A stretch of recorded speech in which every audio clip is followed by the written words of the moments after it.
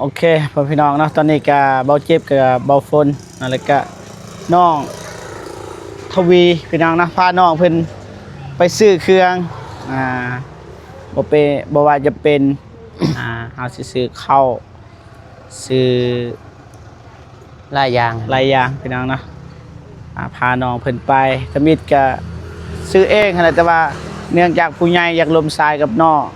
น้องเพิ่นอยากเขียนบ่ผู้ใหญ่ก็สนับสนุนหรือว่าเปิดบัญชีให้ประมาณนั้นเฮาออกมาคุยอยู่ในเมืองพี่น้องแต่ว่าตอนนี้ก็พาน้องเพิ่นไปซื้อเครื่องเลยเนาะก่อนสิไปเครื่องก็ก่อนสิไปซื้อเครื่องเนาะกล่าวทักทายสบายดีและสวัสดีพ่อแม่พี่น้องเบิดสุขคนเนาะยินดีต้อนรับเข้าสู่ซองเบาเจ็บแชนแนลคือเก่าพี่น้องไปมีแต่ว่าซื้อเครื่องสบายดีกล่องไว้เนาะสบายดีบ่ฝนสบายดีแล้วบ่สบายดีแล้วเรียบร้อยแล้วเด้อแบบธรรมศาสตร์เลยพี่น้องเอ้ยโอ้คนหลายเนาะคือว่าลูกค้าหลายคำว่าอยู่ห้านเนี่ยบ่ได้เอิ้นว่าคนเอาแต่เอิ้นลูกค้าเอาแม่นบ่บ่เป็นลูกค้าลูกค้าน้อย ลูกละ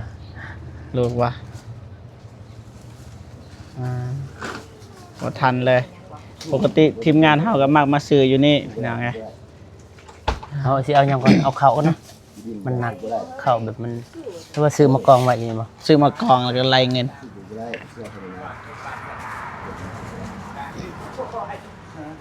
เอาเข้าก่อนมีบ่เข้าอยู่น่าจะมีอยู่ถ้าบ่มีเขาไปซื้อมังอื่นก็ได้ข้าวสารน่าจะบ่มีจิบ่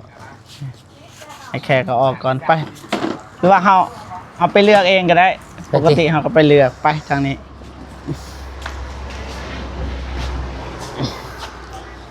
มียังแหน่บ่ฝนตามที่เจ้าได้ยินปลาแดกเป็นนัวเกลือกระตาสบู่นี่ซื้อเบิดแล้วซื้อให้น้องเพิ่นซื้อเรียบร้อยแล้วแต่ว่าเกลือปลาแดกเป็นนัวมาครับมาเลือกเลยอยากได้ยังบ่ฝนจัดให้เว้านี่ปลาแดกเอาเท่าไหร่ปลาแดกเอาเบิดแก๊สนึงบ่แล้วทุกกินบ่เบิดเอาซ้ำกินนี่แหละเพราะว่าเจ้าของร้านเพิ่นบ่วางปกติเฮาก็มาเลือกเลยปลาแดกสูตรเบาเจ็บ โอ้อาชิโนโมโตะเกลือ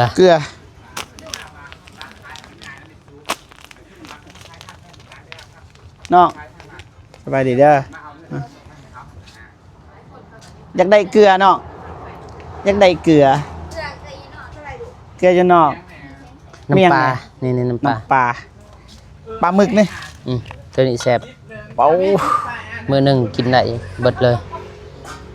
ปลาหมึกน้ำปลาแท้สูตรออริจินอลผลิตจากปลาไซตันมันคืออย่างปลาไซตันบ่ฮู้คือกันเนี่ยไอ้ยังอีกแล้วก็อายเพิ่นให้ซื้อถ้วยบวงแต่ว่าเฮาซื้อแล้วซื้อแต่หม้อมันพูดอีหยังอีหยังหม้อนึ่งแต่ให้น้องเพิ่นเอาพูดอยู่เถิงเห็นบ่แล้วก็ซื้อหวดอีก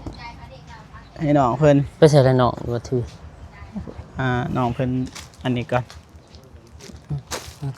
เอาเดี๋ยวใจเย็นก็ได้บ่เป็นหยัง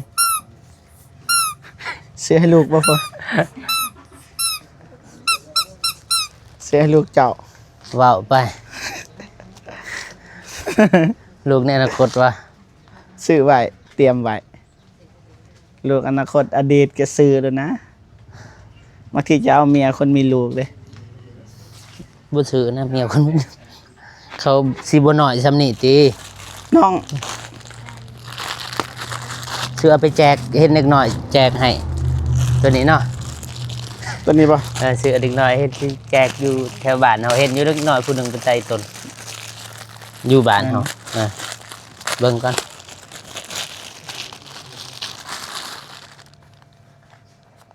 โอ้บ่มันเนาะบ่ครับ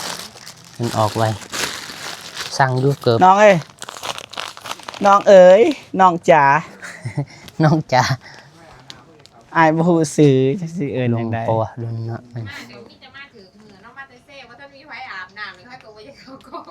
แม่นบ่ เมื่อนั้นก็มาถือตอนจ้าเจ้าเตเซ่ผมจะพวกในหานะ อ๋อ ผู้นี้บ่ได้มาแต่เซ่บ่ได้อาบ เอ้าอันนี้แล้วมา บ่าเว้าบ่ฝนแม่ค้าอันบ่อาบน้ำแม่ค้าแล้วอ่ะ ว่าหาน้องโคงขนาด บ่เป็นหยัง คนกับว่าท่านเนี่ยอาบ มีแต่ว่าสิซื้อเครื่องคันบ่มีคนเอามาให้ก็บ่จักสิซื้อเลย ได้เดี๋ยวอันนี้ดอกอันนี้เพิ่นคล้ายกันนี่ไปหาดอก ได้มาน้องมา ใส่นั่งกระบอกนะคะเพิ่น บ่เป็นหยังไม่ต้องอายพุ่นเอาหมออยู่เทิง ตัวนั้น80ตัวนั้น มัน หน่อยบ่ มีแต่สร้างรถว่าหมอจะได้หมอหน่อยกลางไง หมอน้อย มันจะ เอา สุ เล ก ย ไว มันบ่เว้าเรื่องราคาขอแต่ ลงมาโหลดเดี๋ยวอัน เอาลงมา เดี๋ยวบ่ฝนจัดให้โอ้คักนะนกเกาะปัดโทระวังเด้อน้องเด้อเอ้ยนี่เอาขวดสัมพอดีนี่เลย แม่ค้านี่ยิ้มตลอดเวลาเนาะ ว้าว คนมัก ยิ้ม ยิ้ม ตลอด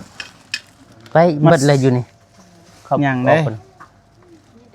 เกลืออยู่เนาะ เกลืออยู่นอก แล้วก็บักเผ็ดก็อยู่เนาะ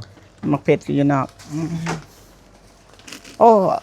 บ่ฝนเอ้าขอโทษเด้อเอาเกือบเข้าโอ้ เอาผู้ โทษ ผู้นั่นนี่ใส่มา อีหยังแหน่บ่ฝน ข้าวสอบหนึง เพื่อจะได้หรือบ่ นี่กองไว้อีนี่ก็ได้ อันนั้นมีข้าวสารบ่ เขาส่วนนั้นมีแต่เขาจะเอาได้หา ข้าวเหนียว อันเนี้ย ข้าวเหนียวบ่มีสุดนักเขียนบ่ มีเด็กปี จะ20มือกองจะอย่าเบิ่งนี่จะเบิ่งเฮาบ่ถึกทายเด้อเฮา เดี๋ยวไปหา เด้อ ฮะ เอาสู้ตั้งสินเสือ เอา ยัง ใส่เกือบไอ้ แม่สิไปเบิ่งนำเลย ได้บ่ปลดเกือบบ่ฝนในใส่ ปลดแล้วเฮาปลดแต่พุ่นแหละแต่เข้าไป เป็นเสือ ไปน้องทวี เบิ่เสียดจะเลยตะมึงยังเยอะอัดอีกมายัง ไปนำเลย เลือกมันบ่เจ็บ ฮะให้เบาเจ็บเลือกบ่โอ้ยระดับเบาเจ็บนี่สีขาวสีนี่บ่ถนัดปานใด สีขาวบอกกับสีหนักกว่านี้นี่บ่หนักปานใด นี่เจ้าแถวนี้ แถวใดข่อยเส้นเท่าไหร่นี่ตัวนี้นี่ตัวใหญ่หึโอ้ 200,000 กว่าบาทวะนะ บอกไม่เป็นทางเซาเลยทางเซาเป็นงานเป็น อ๋อ200,000 เอาแม่มาเจ็บจัด นี่นั่นแหละจะเสียหน่อยสมงาน บ่เขาอยากใส่เด้นี่เด้แบบมัน เขาบ่ให้ ขึ้น ใช้ เลย มันบ่ซื้อ ทางนี้นี่บ่เจ็บเข่าเบิดแล้วแค่นี้ซื้อส่งอยู่นี่ก็ซื้อแล้วซื้อมาใส่นี่ซื้อผ้าห่มหมอนอยู่นี่มาบ่ฝนนี่เสื้อหยังอยู่นี่ก็ดีป่ะ เบอร์36 อ๋อแบบนี้มักวะแบบนี้บ่คันบ่มักก็ว่าบ่มัก ตัวนี้เบอร์8สิกิบแล้ว พอดีป่ะเบิ่งบ่ มักจะใส่เบอร์หยัง บ่ให้น้องเพิ่นเลือกอันนั้น นั่นแหละ ลย เรา พอ มั ดี กใส่ ลย เบอร์หยังกันเบอร์ มาเข้ามาในนี่ จังอะ บอลพอดีป่ะ ได้ เด้อ สั่นโพดแล้วบ่ แม่ ตัวนั้นเบอร์ใหญ่สุดเลยได้ปัตตานีสินห้าพันกีบ ตัวกีบมันนะมันสบายเนาะ ลองสู้ จะลองเลย ใหญ่สุด ก็ เลย เบื้องอันก็กินหมด เบื้องนี้มันบ่ถนัด ลองสู้เบิ่งซื่อๆก็ได้ ได้ เพราะว่าบัตรมันบ่พอดีเฮาก็ได้เป็นอันนั้นไหม ได้ปะเคลื่อนโพดปะแนวเพราะว่าน้องเพิ่นใส่ส่งเด้อ จังหวะที่เฮาบ่เคยใส่สินบ่ฮู้ว่าเคินหรือยาวนะ ชุดน้องเพิ่นพอดีปะคันบ่พอดีก็เลือกไหมปะเอาไว้สั่น ไหนเนาะเข้ามาไหน เสื้อได้ปะแบบนี้เสื้อ โดยเรื่องผมเสือ ได้ปะอ๋อน้องมันจะยิ้มตลอด จังเต้ น้ำมาอีก เบิ่งกล้องกระจังบ่เบิ่งกล้องเด้อ เบิ่งกล่องเบิ่งบ่ถือเฮา มันที่บ่ถือเบิ่งให้ลองเลยซะเป็นหยังดอกเสื้อแขนสั้นมักบ่โดยพอดีว่าซ้ำนี่น้องคิดว่า36พอดีจ้ะฮะ ตาสมอบ่อีหยัง ๆ ส ส มอ มอโตเท่าไรเสื้อนี่น้องอ้าวน้องให้โต ฮะ เก้าสิบห้าพัน 85เอา2โต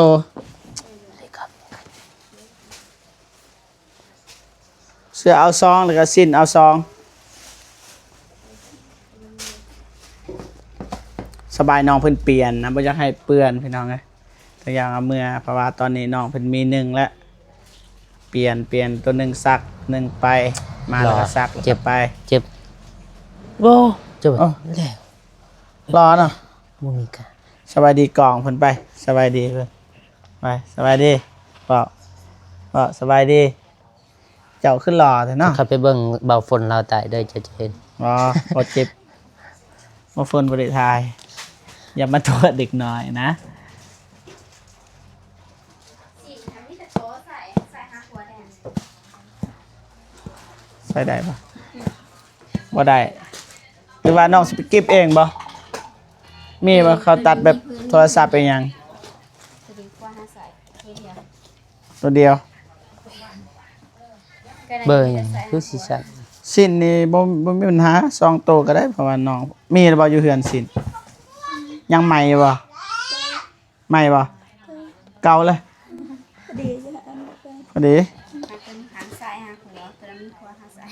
ได้ป่ะตัวนี้ เอาเลยสันตัวนี้ ระวังถ้าจะเหยียบนะเสื้ออีกเอาตัวหนึ่ง ตัวเดียวกัน นะเบอร์เดียวกัน ใส่ธงไว้บัดน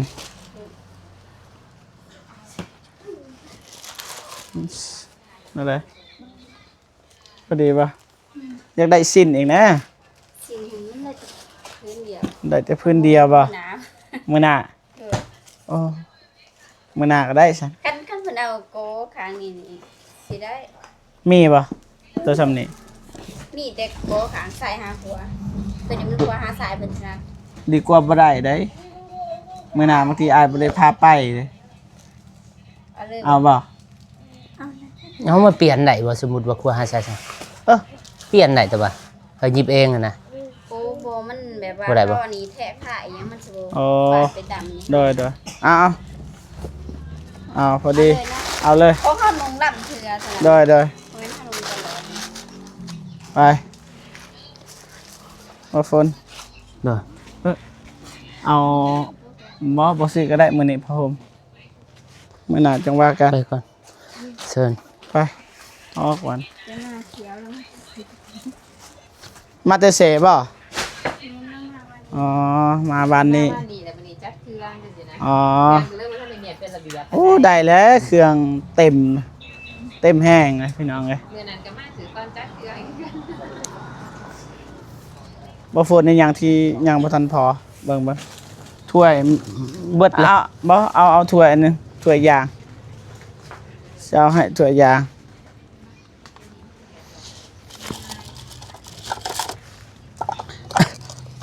ถ้วยนี่ซะ แล้วก็ไปซื้อ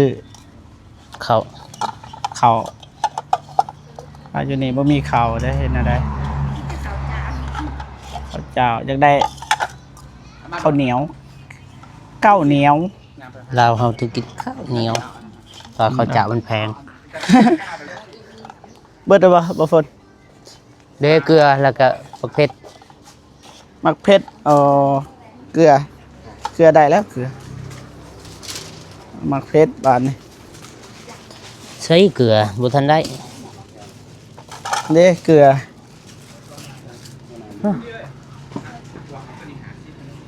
บ่ฝนจะซื้อให้ข่อยนะดอกไม้ ซื้อดอกไม้ โดย อ่า 14กุมภา เจ้า แบบ บ่ส ความหักแบบหมู่ครูอะนะ เจ้าบ่สำคัญปานใด เอาความหักให้หมู่ครูอะนะจะซื้อให้ได้บ่ จะน้อยสิซื้อลังเกาะให้ โอ้อันนี้ซาลีบ่ปลูกก็ได้เพราะว่าดินน้อย ตัวนี้ก็ซื้อแล้วนี่มีเบิดเลยน้ำข่อยบ่ฝน มีเบิด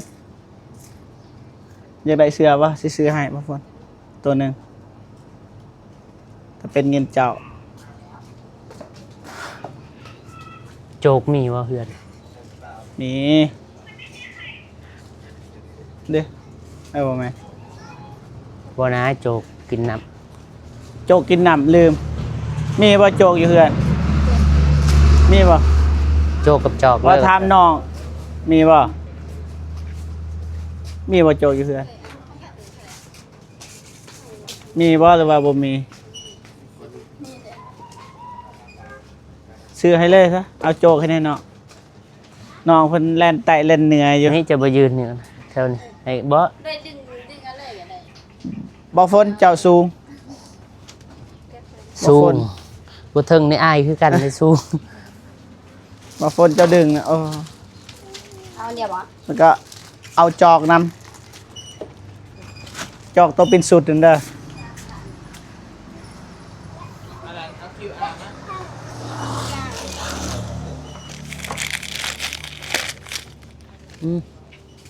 เปียกโทษ เท่าไหร่เอาซ้ำๆมาก็พอละ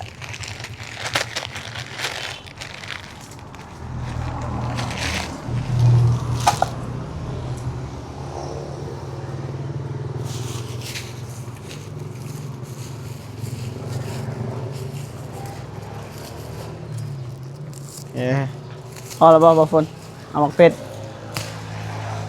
นี่รายเงินบัดนี้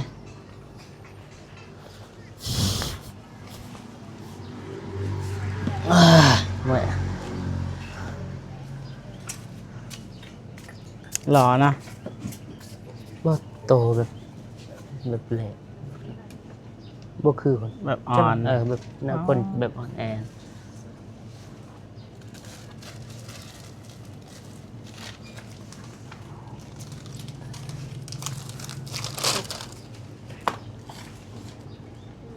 แสนสามที่เป็น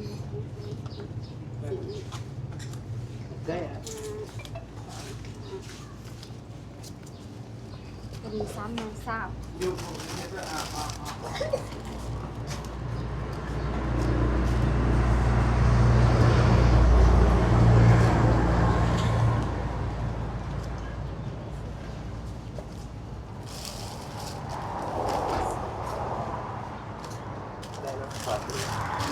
เดือ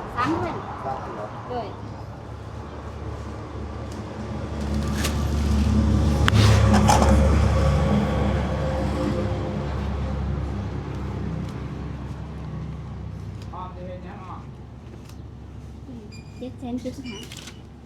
775 775,000 เลย โอนให้หน่อย เอา7 ถ้วยน้ำก็ได้ค่ะ70 ถ้วยน้ำก็ได้ ขึ้นไป7ทั่ว 775,000 กำลังสิแท็กเย่ว่ะ ดี770,000โอนให้770,000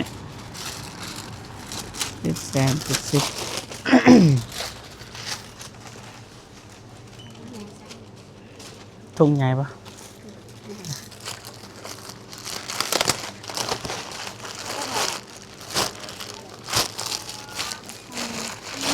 770,000ว่ะเด้อ อ้าวมือกล้องนี่เบิ่ง ว่า 770,000แม่นเนาะบ่เจ็บเนาะ มา 775,000แต่ว่าทางน้องหรือว่าเอื้อยเพิ่นลดให้5,000 บ่ต้นนี้นี่บ่ใส่ยานมันแตก ใช่ นะต้น น้ำปลาบ่ ได้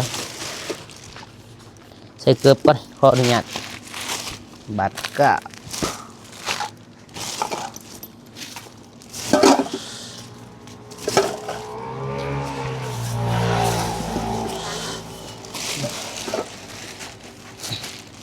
อ้าวเนาะ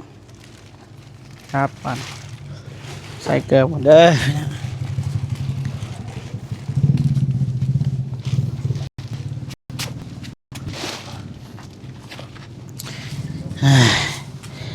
นี่เพิ่นให้บ่จิบแล้วก็บ่ฝนพาน้องเพิ่น ก็เทิดได้ลมทรายนะออกมาลมทรายกันเลยพาน้องเพิ่นซื้อเลย อยู่จุฬาเลยนะไกลๆว่าไอซ์ตัวเองก็ได้เอาตัวนี้เบาๆพอแล้วว่าเท่านี้ เขา เกื ซื้อ อบ ซะ มีหรือเปล่าเกือบให้น้อง ยัง ลืมไปเลือกเกือบน้องจะไปเลือกเลยจะมักแบบใดไป ไปเลือกตามใจ ไปทางนี้ก็ได้ ไปเมื่อกล่องไป ไปบ่ฝน โดยสิย่างตามหลัง ไปเลือกเกือบกัน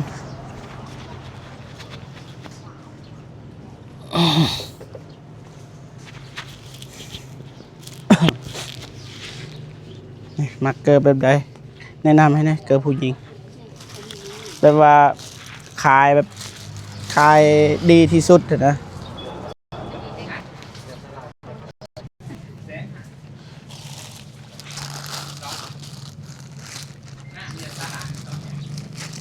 บ่ฝน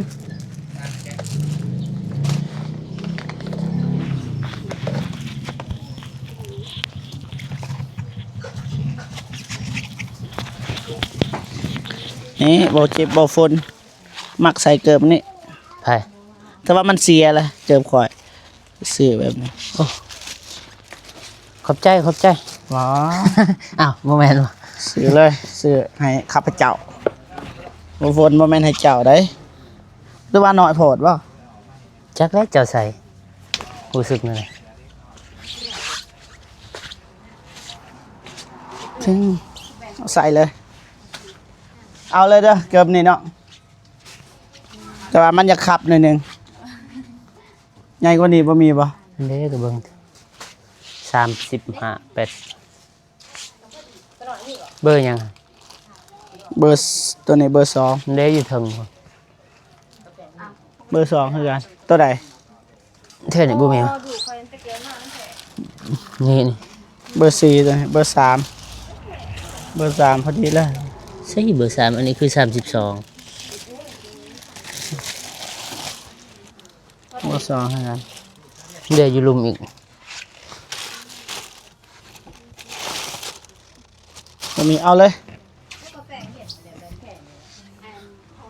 น้องจะเลือกหรือว่าเกือบ นี่บ่ พอดีเลยไปโรงเรียนไปโรงเรียนก็ได้อยู่เรือนก็ได้เอาเลยเด้อเกือบนี่เด้อนี่ใส่เลย เลือกเลย ใส่เลยบ่ได้เลือกแล้วอ่าฮะงามปะค่อยมักเกือบเป็น เกิบมัน เบาง าม จะทำเกิบหรือทำหยังจะว่างามบ่ก็งามเกิบแต่ว่าคน อย่า ใส่ ไปคนใส่บ่ ไปออกบัดนี้เนาะไปไล่เลยเด้อน้องเด้อซองคู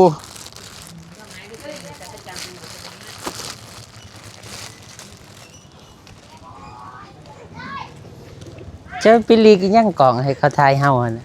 จะไปลบลีก พอดีซองคูเบอร์เด้อเกิดวันนี้มันเกิดในจื้อวะอยู่ซื้ออยู่ใส่ประฟน อยู่เซนู 500,000พี่น้องไงไล่เลยซองคูนี้ ตัวนี้75ตัวนั้นเป็น15เอา2งานเอาแสนหานำกระไดมันถึงแสนหก โป้รุดอีกปู เช้าเบียร์ 1,600,000บ่ เขาจะว่า เส้นหา 1,500,000บ่1,500,000บ่ มันถึงแสนหกเขารู้ให้แสนหา รุดเป็นรุดเลย อยู่หานี่ซื้อยังก็แพงซื้อใครยังก็แพงนะ เงิน5,000 เอาเลยมาซื้ออยู่นี่ตลอดเลย โอ้ถึง 15,000 อ่า เลยขอบใจ ได้ ใส่ออกใส่เข่าอยู่เกือบ ปะอยู่ โอ้ฝนนั่นเด้อย่าง ไปก่อนใส่เกือบ ไป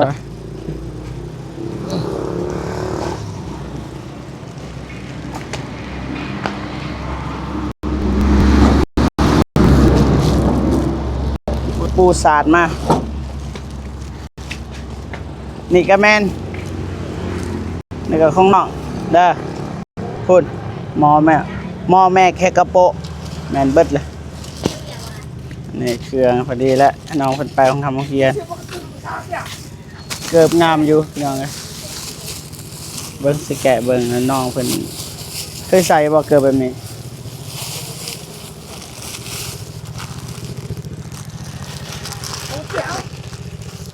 โอ้แหงยางมันแตก เบิ่งเกือบหนองเพิ่นโอ้มีลมอีก สิผลิตตัวนี้ก็ยังยากแล้วนะเฮาก็ได้ ตัวนี้นี่เด้อไปมันจะว่ากลับไปซื้อข้าวบัดนี้บ่ได้ขายข้าว จังหวะเดี๋ยวอยู่หลุมน่าจะมีหันใหญ่เนาะ โอเคไปมาเนาะขอบคุณจ้าไปเดินทางมานี่ไปซื้อข้าวก่อนพี่น้องเอ้ยบ่ฝนเมื่อกี้ไปเลยเดินทางไปแต่ว่ากลับคืนอีก เนาะ ลืม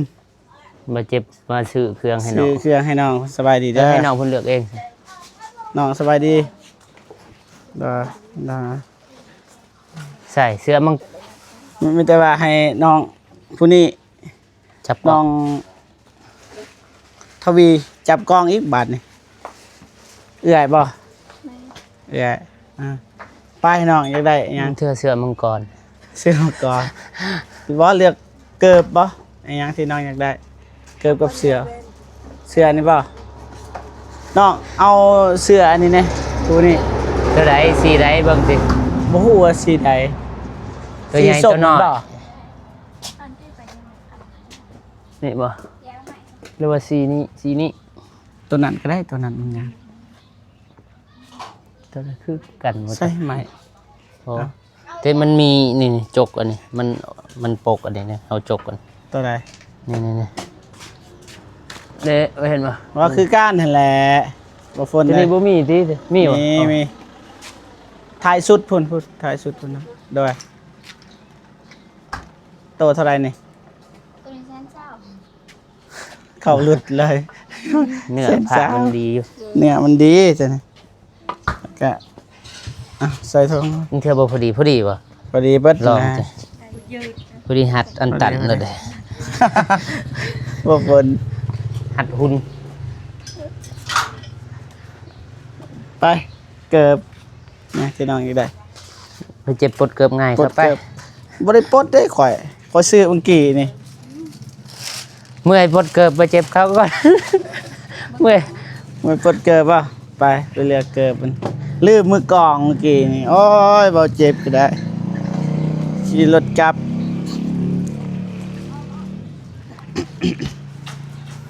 เลือกเลย ใช่ เอา ตู้กระแลมบ่ ที่น้องอยากได้แนะนำนะขายแบบขายดีขายดิบขายดีซื้อตอนเช้าเบิดตอนแรง เท่าไหร่นี่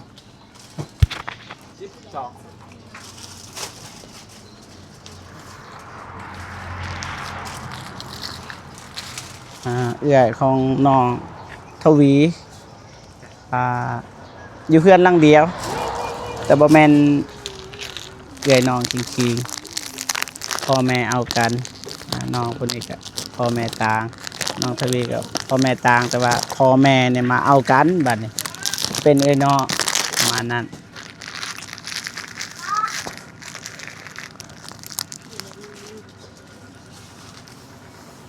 เลือกยากบ่เอา2คู่เลยซะกันเลือกยากเอา2คู่เลยให้น้องเพิ่นก็ได้ ทางนั้น เลือกเลยเด้อ จีบไว้คือกันบ่ อ้ายบ่ฮู้มักแบบใดแบบนั้นบ่ลองใส่รถบ่เป็นหยังก็ลองรถ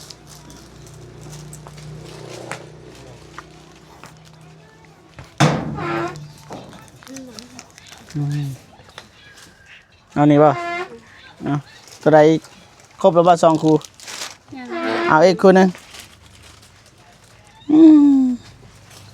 บ่ฮู้เลยสิเลือกหยังพี่น้องเอ้ยมันบ่ฝนนี่พอดีนี่บ่ฝนเจ้าแต่บ่เหมาะกับบ่เจ็บ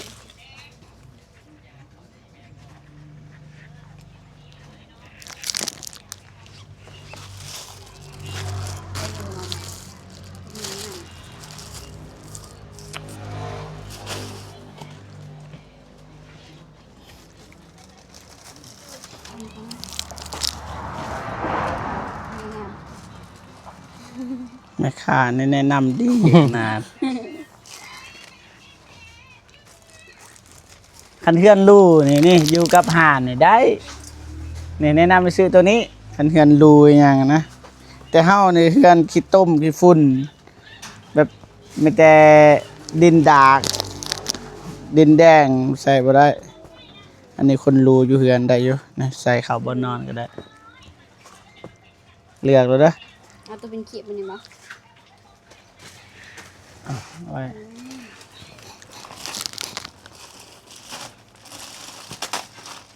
เลือกเด้อตอนมีโอกาส เบิดโอกาสเด้ซ้ำเพลงเสียวบ่เก็บจันทพรเบิดโอกาส ซื้อเพลงบ่ แล้วก็เพลงล่าสุดพี่น้องเข้าไปเบิ่งเดินทางปลอดภัยเด้อ สอง ซองซื้อซองบ่จือไม่ได้พิมพ์ว่าเดินทางปลอดภัยเด้อเป็นภาษาไทยคันบอกกับภาษาลาวเดี๋ยวเห็น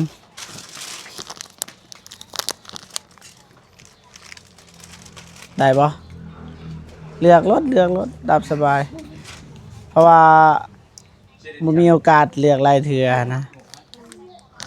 มันใหญ่ปะ538ให้น้องน้อยอีกมันต้อง38พอดี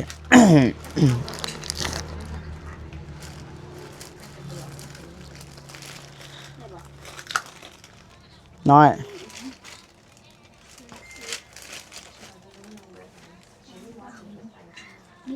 นี่นั่นมันเพิ่มความสูงนั่นเลยเอาวะพอดีเลยเบาเจ็บเบากะยืนนำเลย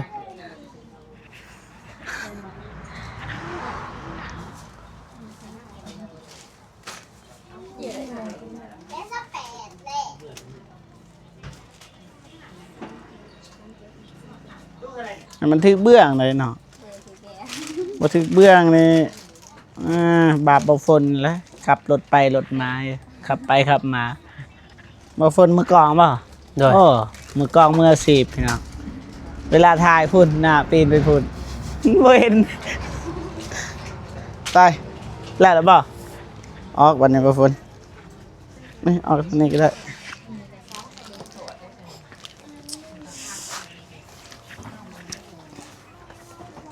เอ้ยเท่าไหร่ในเซนหนึ่งนี่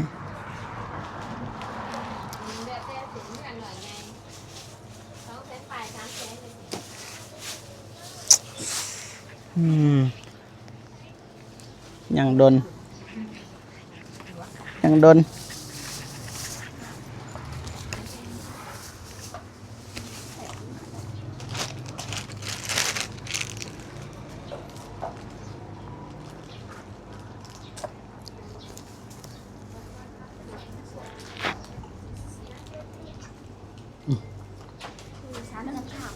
300,000บ่ฝนจัดการให้บ่ฝนจัดการนะมื้อนี้อู้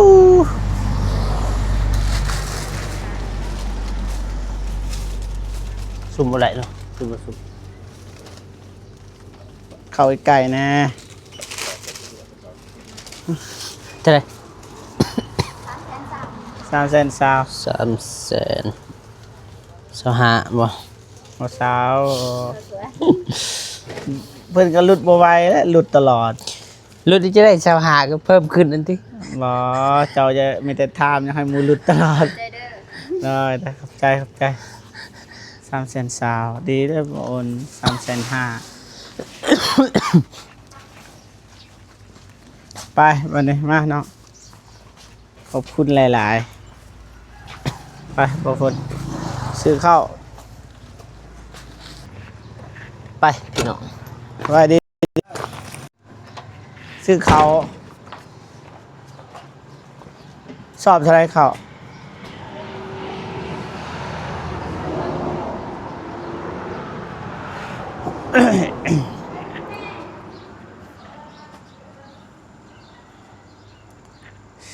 ให้น้องพัทาพุ่นรถมันฮ้อนแห้งพี่น้องเอ้ย อดทนเด้อเดี๋ยวบ่เจ็บจัด จัดให้สอบหนึ่งหรือว่าเป่าหนึ่งคันนะ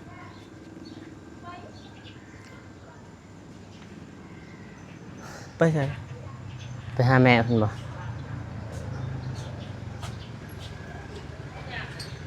ซื้อข้าวสบายดีเด้อซื้อโดย มี6 แสนคนละ5 แสน เอา600,000 500,000 600,000 5มา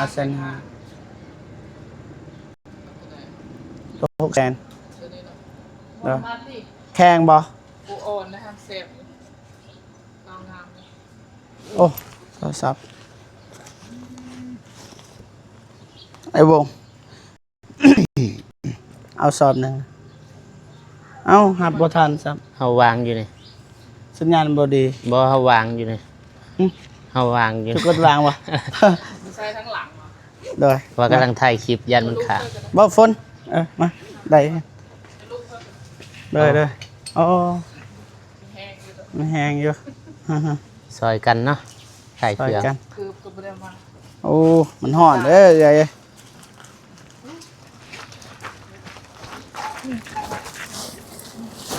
โอเค คือมาอยู่ก็โหด จ่ายบ่ฝนให้บ่ฝนจ่ายเพราะว่าเราบ่ได้เฮ็ดบินเนาะ ชาม เพราะว่าบ่ได้เฮ็ดบินคันเฮ็ดบินแล้ว เป็นบินบ่ บ่เฮ็ดก็ได้เพราะว่าเฮาฮู้รายการโอนฮ้อนได้เอ้ย แม่นโหดนะเธอบ่ ฮ้อนแท้ฮ้อนว่า เมื่อกับมาที่โทรศัพท์แม่ โอนเอาเด้อ ดึก พอฝนจัดการ จะได้600,000เนาะ แม่น บ่ถึก เมื่อกับมาที่โทรศัพท์